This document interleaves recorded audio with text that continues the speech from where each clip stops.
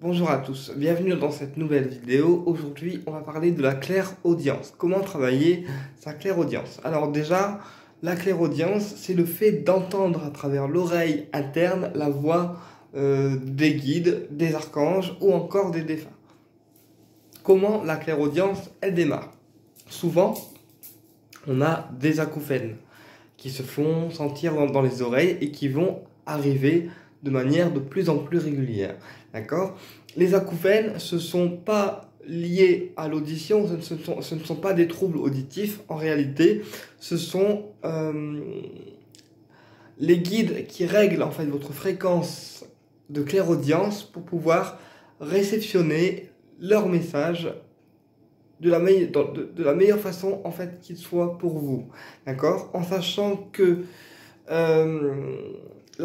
les messages en clairaudience au niveau des guides, au début ça sera des petites phrases en fait, des petites phrases qu'on va entendre, des petits mots qu'on va entendre, d'accord, et plus on va chercher à pratiquer cette clairaudience, plus on va être capable d'entendre des choses un peu plus approfondies, d'accord.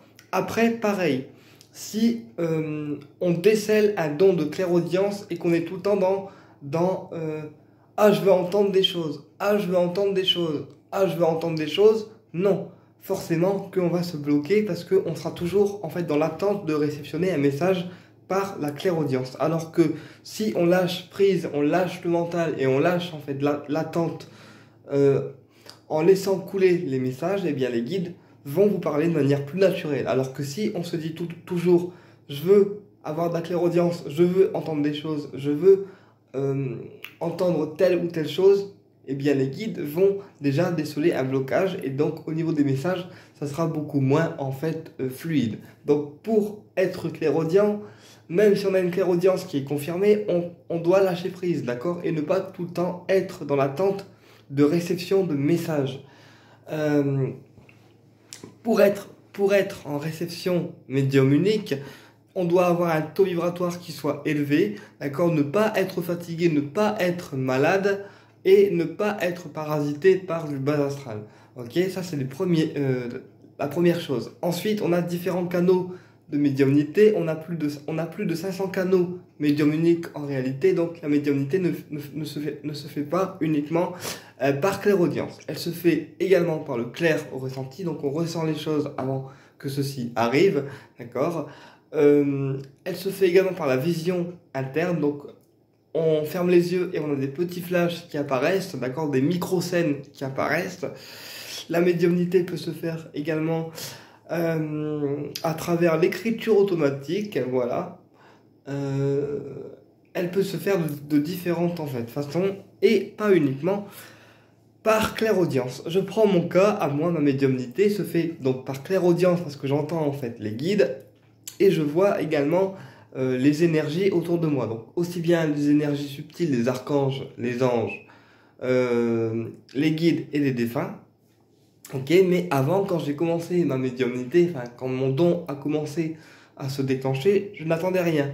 C'est-à-dire que je ne me suis pas dit, ok, je vais entendre, je vais entendre, je vais entendre. Non, j'ai laissé les choses se faire et au fur et à mesure du temps et des formations que j'ai pu faire, mon canal médium unique est devenu de plus en plus fort et les messages sont devenus de plus en plus clairs. Mais au départ, c'était des petites phrases en fait que j'entendais. Des petits mots que j'entendais. Et en fait, plus tu lâches prise et plus tu n'attends rien, plus le canal de clairaudience s'ouvre. D'accord? En sachant que chaque médium a une ou plusieurs médiumnités qui lui est propre. D'accord? Euh, donc la médiumnité ne se traduit pas uniquement par clairaudience. Ok? Donc voilà, et après, donc, comme j'ai expliqué, plus on lâche prise dans le don de médiumnité, que ce soit par clairaudience, clair ressenti ou par les flashs qu'on peut avoir, plus forcément on va être en réception. Puisque la première chose qui peut freiner en fait des messages médium uniques par clairaudience, par clairsentience ou par flash, etc., c'est la barrière mentale. C'est-à-dire que plus on va bloquer sur le fait de ah bah j'y arrive pas, ah bah j'entends rien, ah bah les messages ils sont pas clairs, plus on va en fait opérer autour de nous un blocage mental et plus les guides vont en fait avoir plus de mal à nous passer le message. Je rappelle également que le maître du karma, c'est l'archange Métatron, maître du rayon doré, et que quand on pose une question à Lao, c'est lui qui répond. Ça veut dire que c'est lui, en fait, qui envoie le message qui nous permet à nous de réceptionner dans notre coronal, puisque le chakra coronal, c'est le chakra par où les messages médiumniques passent, de quelque manière que ce soit, d'accord? Le chakra coronal, c'est le seul chakra, enfin non pas le seul, mais le coronal, c'est vraiment l'endroit où les messages médiumniques passent, d'accord? Quelle que soit la forme de médiumnité, d'accord? Donc quand on pose une question aux guides, d'accord? C'est vos guides habituels qui répondent, donc Andromède, les Pléiades, et tous les guides en fait qu'on peut retrouver dans le monde cosmique. Et il y a aussi Métatron, maître du karma, qui lui envoie en fait la réponse dans notre coronal pour que nous, personnes physiques, nous puissions le réceptionner. Et ensuite le redistribuer à la personne qui a posé en fait la question. Voilà. Donc voilà. Donc moi, ma médiumnité, elle se fait par clairaudience, par la vision, par les flashs et les ressentis. Donc moi, je n'ai cherché rien du tout. Et en fait, plus j'ai pratiqué mes ressentis, plus j'ai découvert d'autres formes de médiumnité. Donc au total, j'en ai à peu près 3. J'entends, je vois et je ressens. D'accord? Donc ça fait 3 formes de médiumnité, ce qui est déjà pas mal, hein, ce qui est déjà pas mal. Et donc, plus on va être pressé, entre guillemets, d'avoir ces dons, plus on aura moins de chances de progresser rapidement. Puisque pour activer la médiumnité, déjà, il faut être réceptive. Réceptive, c'est sûr, mais il faut aussi garder un ancrage entre le monde subtil, donc là-haut, et le monde terrestre. D'accord? Si on est tout le temps là-haut et pas assez en bas, ça crée un déséquilibre. Ok. Également aussi, je tiens à préciser que la médiumnité n'est pas une course, d'accord, que les dons s'éveillent au moment où la personne est le plus prête, et que c'est les guides qui décident de quand les dons doivent s'éveiller en fonction de votre incarnation, d'accord? Donc moi, ça s'est fait à cause d'un choc émotionnel lié à un décès, mais pour d'autres, ça s'éveille dans d'autres circonstances. Mais je dirais que souvent, les gens qui sont médiums, ce sont des gens qui malheureusement sont tombés très très bas et la médiumnité leur a permis de se relever. D'accord? Je prends un exemple, hein, tout con. Moi, je suis quelqu'un qui est handicapé moteur, ce qui signifie que les métiers physiques fatigants, je ne peux pas les faire. Et donc, ce don m'a été envoyé par là-haut pour que je puisse quand même avoir un métier qui soit non fatigant physiquement, et que je puisse en fait avoir quand même quelque chose dans les mains. Ok? Donc, être médium, c'est fatigant au niveau de l'énergie, mais physiquement, bien sûr, physiquement, on ne prend rien.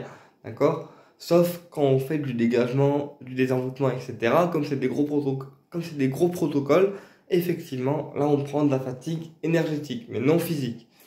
D'accord? Donc, voilà. Donc, les dons de médium s'éveillent selon si la personne est prête ou non. Et ces dons peuvent s'éveiller par différents canaux, donc soit par la clairaudience, soit par les flashs, soit le clair ressenti, d'accord? Ou également, on peut également ouvrir les canaux médiumniques grâce à la voyance, c'est-à-dire que les gens qui touchent aux cartes, donc aux oracles, au tarot, ils vont développer ce qu'on appelle de l'intuition. Et après, plus ils vont pratiquer la cartomancie, plus leur intuition va devenir limpide et clair, et plus ils vont se faire confiance, puisque quand on tire les cartes, en fait, pour pratiquer, la divination, les cartes sont vraiment là pour se faire confiance, et après permettre à la personne de ne plus toucher au jeu, et de laisser libre cours à son intuition. C'est pour ça que les oracles, d'accord, je recommande toujours de les prendre sans regarder le livret, parce que le livret, il sert à rien, et qu'un oracle doit être pratiqué avec votre propre intuition à vous, d'accord? Dans le sens où l'auteur qui a créé l'oracle, qui a créé ce jeu, il y a quand même du vécu dedans, dans les mots-clés, dans les illustrations. En fait, c'est l'auteur qui projette son propre vécu, ses propres peurs, ses propres mots et donc ses propres vérités. D'accord? C'est pour ça qu'en fonction de l'oracle que vous avez chez vous, ça sera vos propres interprétations à vous, dans le sens où l'oracle se connecte avec vous et donc avec vos émotions, avec vos ressentis et avec votre propre médiumnité. C'est ce qu'on appelle la mise en condition. D'accord? On conditionne notre jeu. Et ben, pour la médiumnité, c'est pareil. Les dons, il y a un temps pour les apprivoiser, que ce soit la clairaudience, clair-ressenti, clair-sentience ou la médiumnité par channeling, il y a un temps pour les apprivoiser. D'accord? Alors, qu'est-ce que c'est la médiumnité maintenant par channeling? C'est des médiums qui reçoivent des informations qui viennent directement de la source, ce qui signifie qu'ils n'ont pas besoin de cartes, pas besoin forcément d'outils, parce que tout leur est donné par la source. C'est-à-dire que c'est les guides en fait qui transmettent l'information aux médiums. Donc les médiums par channeling, ils peuvent recevoir des messages médiumniques comme moi, et ils peuvent également recevoir des formations par des êtres cosmiques supérieurs de là-haut. Un exemple, Marie-Hélène avec les archanges, elle a reçu des rayons directement de la source, d'accord? Mais c'est pas elle qui a décidé que les rayons devaient venir en elle, c'est la source qui a décidé que elle était apte à recevoir les rayons et Métatron lui a ouvert entre guillemets le canal pour qu'elle puisse les recevoir, d'accord? Donc là, les guides, en fait, ils font ce qu'on appelle une augmentation vibratoire pour que la personne puisse recevoir les rayons. Et ben pour les médiums par channeling, c'est pareil. Les guides décident de quand le médium reçoit l'information. C'est pour ça aussi que parfois, quand je canalise des choses, il y a des fois où j'aurai l'information ou à me le donner par clairaudience, par ressenti ou par flash, et des fois où j'aurai rien du tout. Parce que les guides, parfois, ils ne donnent pas forcément l'information parce que la personne doit obtenir des prises de conscience par elle-même et pas toujours être guidée afin d'avoir un libre arbitre en fait. Bon, c'est assez rare que ça arrive, mais parfois ça arrive. Les guides, parfois, ils ne donnent pas toujours en fait l'information pour que la personne puisse en fait garder un certain libre arbitre. D'accord? C'est pour ça que moi, souvent, je dis aux personnes quand ils viennent me consulter en voyance, nous, on est là pour vous guider à travers les cartes, à travers le tarot, à travers d'autres, à travers les messages médiumniques, etc. Mais la voyance vous donne une direction à suivre. Après, libre à vous de la prendre ou pas. Vous avez toujours votre libre arbitre. D'accord? Donc voilà. Donc pour travailler la clairaudience et les canaux médiumniques, parce que pour moi les canaux médiumniques, il y en a plusieurs, on va travailler avec l'onyx noir. L'onyx noir qui est une pierre qui va permettre d'être à l'écoute de soi, d'être à l'écoute des autres et aussi d'être à l'écoute de ce qu'on ressent et de ce qu'on entend, que ce soit physiquement ou au niveau des guides. Ensuite, on va travailler avec le cristal de roche qui permet d'amplifier en fait les capacités médiumniques et psychiques et qui permet d'activer entre guillemets le canal de clairvoyance et de clairaudience. Donc après, ça dépend. Chaque médiumnité est différente, donc soit on aura de la clairvoyance, d'accord, soit on aura de la clairaudience uniquement. Soit on peut très bien avoir des ressentis, mais souvent on a de la clairaudience et la clairvoyance. Souvent les deux sont reliés. Également aussi au niveau de la médiumnité, on peut travailler les canaux médiumniques avec du lapis lazuli, puisque c'est une pierre qui va en fait détendre la personne et du coup lui permettre d'avoir un certain lâcher prise et d'être dans un état un peu alpha en fait, un peu serein et du coup permettre une meilleure réception des messages médiumniques. D'accord? Voilà, et on peut également travailler avec la calcoxénite. La calcoxénite qui est une pierre un petit peu violette qui permet de garder un taux vibratoire à un niveau régulier et assez haut. D'accord? Qu'est-ce que je voulais vous dire aussi? Ah oui, puis la chose qui peut bloquer en fait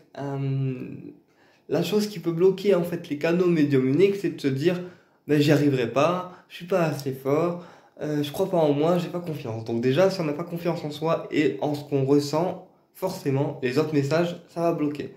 D'accord? Donc, premier point avant de se de se dire médium ou de se dire clairaudient ou de se dire clairvoyant, c'est d'acquérir une certaine confiance en soi, d'accord? Et après de pouvoir diffuser le message à la personne que vous recevez sans forcément se poser de questions, d'accord? Et sans forcément douter de soi. Moi, qui suis un thérapeute qui donne des messages de défunts, des messages médiumniques par les cartes ou les guides ou voilà, ça dépend comment ça vient. Et ben, je doute encore de moi. Donc, j'apprends aussi à me dire, ben non, c'est bon, t'as reçu le message, tu sais que ça va arriver, tu sais ce que tu vaux, donc arrête de douter. Mais le premier truc qui peut bloquer, en fait, les canaux médiumniques, ce sont les doutes. D'accord? Et pareil pour un soin à distance, quand on fait un soin à distance à une personne, d'accord, c'est beaucoup mieux dans le sens où le soin à distance permet que l'ego de la personne ne soit pas présent. Puisque, en fait, quand la personne est soignée physiquement, il y a toujours, pour moi, une part d'ego qui peut bloquer, en fait, la diffusion du soin. Alors qu'une personne qui est soignée à distance, elle peut, si vous voulez, l'ego, il n'est pas forcément là, puisque la personne n'a pas forcément l'heure, la date à laquelle vous intervenez sur elle. Et du coup, elle est vraiment dans une notion de réception en fait totale, puisqu'elle n'a pas de barrière, elle n'a pas d'ego, voilà, elle n'a pas de croyances limitantes, et c'est pour ça que les soins à distance sont mieux dans le sens où l'ego de la personne n'est pas forcément en fait présent. D'accord? Et donc, dans la médiumnité, c'est pareil. Il faut pas avoir d'ego en fait. Il faut vraiment se faire confiance, avoir confiance en nos ressentis. Et pour les personnes qui ont des ressentis ou des messages canalisés par clairaudience, je vous invite à les noter. D'accord? Vous notez la date à laquelle vous l'avez reçu et ensuite vous voyez si ça arrive ou non. D'accord? Donc si ça arrive pas, bah, c'est que votre clairaudience elle n'est pas présente tant que ça et qu'il y a encore des choses à travailler. Par contre, si on entend quelque chose et que ça arrive, là, c'est que la clairaudience est clairement en fait bien dessinée. Donc soit on entend, soit on voit, soit on canalise. Ça dépend encore une fois de la médiumnité que les guides décident de nous donner. D'accord? Je prends un exemple. Moi, quand j'écris à une personne sur Facebook ou par message, etc., si par exemple s'il y a une personne qui va mal et qu'elle me le dit pas, d'accord, les guides me le disent automatiquement, d'accord. Pareil quand une personne me demande une question par message vocal, parfois quand j'écoute son vocal, j'ai la réponse à la question parce que ça me vient tout de suite en fait, rien qu'à la voix, je me canalise à la voix et en fait rien que d'avoir la voix de la personne qui me demande la question, j'ai automatiquement la réponse, d'accord, puisque mon canal est assez haut et que généralement j'ai la réponse dans les 5 minutes qui viennent en fait, d'accord. Après il y a toujours des personnes qui se diront sceptiques au monde de l'occulte, de l'ésotérique, des médiums et des voyants ainsi que des clairaudients. On n'est pas là pour refaire le monde, on est là pour éveiller les consciences de ceux qui sont prêts à être éveillés et ceux qui ne sont pas prêts, bah tant pis pour eux et malheureusement l'éveil se fera beaucoup plus tard, d'accord. Donc on n'est pas uniquement limité au canal de clairaudience, il y a plusieurs canaux médiumniques qui sont là, on a plus de 500 canaux, donc il ne faut pas non plus prendre en compte uniquement la clairaudience, parce que quelqu'un qui me dit oui je suis clairaudient, oui, peut-être que tu es clairaudient, mais peut-être aussi que tu as un autre canal de médiumnité que tu ne vois pas et dont tu n'as pas encore en fait conscience. Donc là, il faut pas se limiter, il faut pas se limiter en fait à un seul canal de médiumnité, puisque pour moi, on a au moins 3 canaux de médiumnité chez une même personne, d'accord? Après, il y en a qui en ont que 1, 2, mais généralement, on a au moins 3 canaux médiumniques chez une même personne. Donc comment travailler sa médiumnité? Donc bah déjà comme j'ai expliqué par la confiance en soi et aussi le fait d'être sûr de soi, c'est-à-dire d'être sûr de ce qu'on a entendu, d'être sûr de ce qu'on a vu et d'être sûr de ce qu'on annonce. Après il faut différencier la clairaudience de la schizophrénie, puisque il faut aussi différencier la clairaudience, donc les messages des guides, des messages mentaux qui peuvent être causés par une voix mentale, puisque parfois les personnes qui sont schizophrènes, ils entendent des voix en fait dans leur tête et en fait ces voix sont pas forcément des guides, c'est plutôt de la schizophrénie qui est détectée à un âge plus ou moins avancé. Donc là, il faut faire aussi attention à ce que les messages qu'on donne au niveau des guides soient cohérents, d'accord, et à ce que les voix qu'on entend de nos guides soient cohérents, d'accord. Si la voix qu'on entend dans notre tête, elle n'est pas cohérente, et que les messages sont pas cohérents, et que les visions sont pas cohérents, c'est plutôt de la schizophrénie en fait, d'accord. Donc il faut aussi différencier ça.